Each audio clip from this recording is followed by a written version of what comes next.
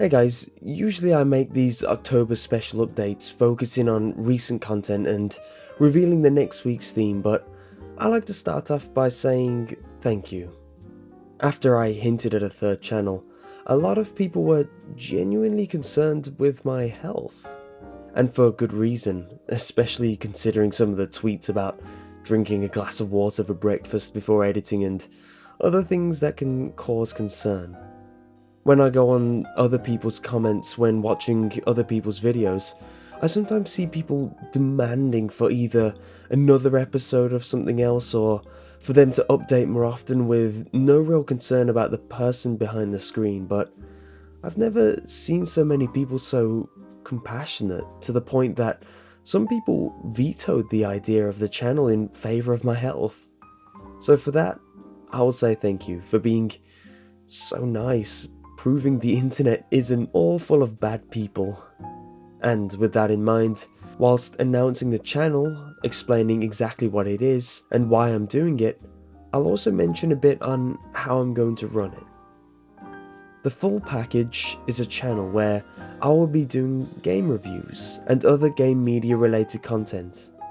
The reason it's on a new channel rather than a side one is for a number of reasons. For a start, the side channel is already cluttered with various different things from my Let's Plays, livestream updates, top 10s and other things.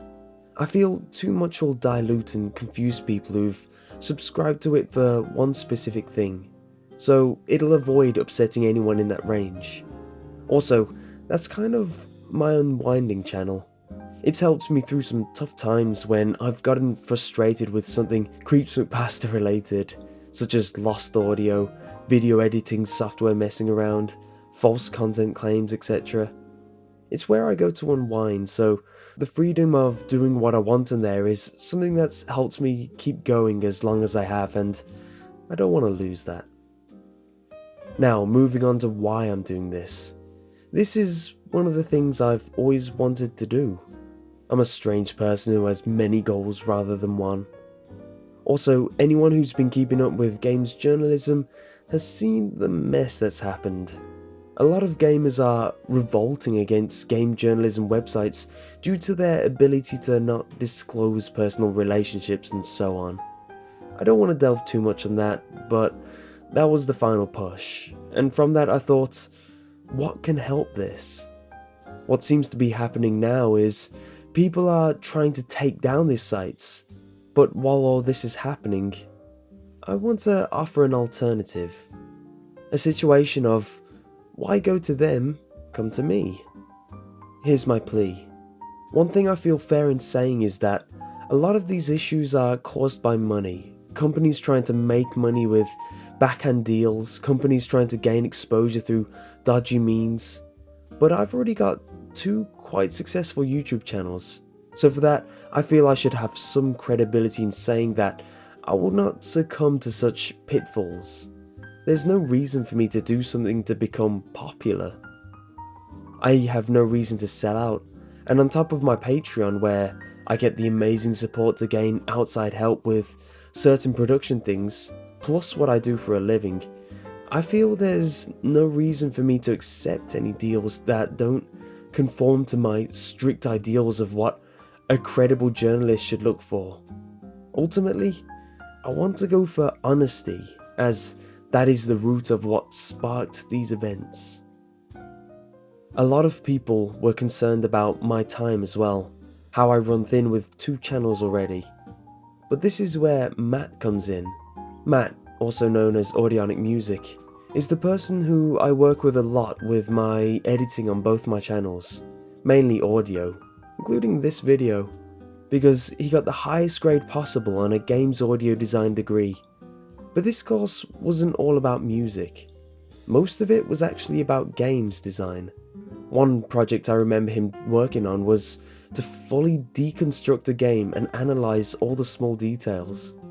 He also had to look into things about narrative and level design, which he used to his advantage, getting 3rd prize in his final year project with a horror game with no scares, just atmosphere with sound, really shining a light on how horror should be portrayed. The reason I'm putting so much emphasis on this is because a lot of games journalists are qualified in journalism which they've applied to games. This is good for the writing of articles, but what people are starting to really scrutinize them about is that a lot of them seemingly don't play the games much, often focusing on graphics and other trivial things rather than the core of the game itself, and write reviews almost politically, trying to appeal to the bigger game companies.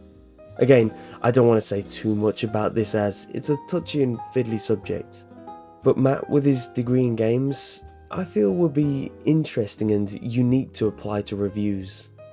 In the end, I feel a mix of our knowledge, my experience creating consistent content on YouTube, and his game design degree and experience working in both AAA game titles and indie games should create some unique angles when criticizing games to a professional standard. Anyway, that's enough babbling about the new channel. Sorry, I'm just very excited. If you want more information, click here or the link in the description to check it out. It hasn't got any art yet, but there will be an update soon explaining everything that needs to be said. So anyway, this week has been a lot of fun. No Sleep is a very refreshing place for horror stories.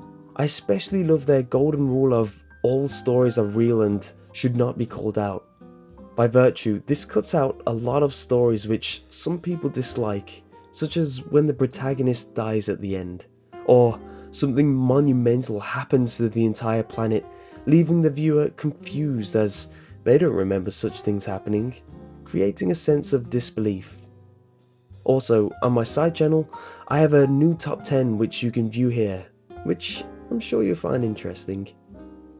And, like all other weeks, as this one draws to a close, we now look onto the next one, and from the new age style of No Sleep, we now look back on some classics.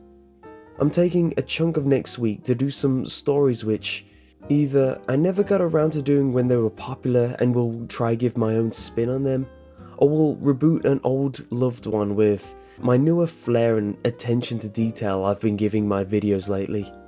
This is especially fulfilling for me as these are stories which I hold close to my heart. These are the ones I remember really getting me into the whole creepypasta thing at the start. So to try give these my new level of best is something I'm really looking forward to. Anyway, as a leaving note, what was your favourite story this week? Thanks for watching. I hope you enjoyed this week, I hope you enjoy the next, and I hope you will join me on the new channel.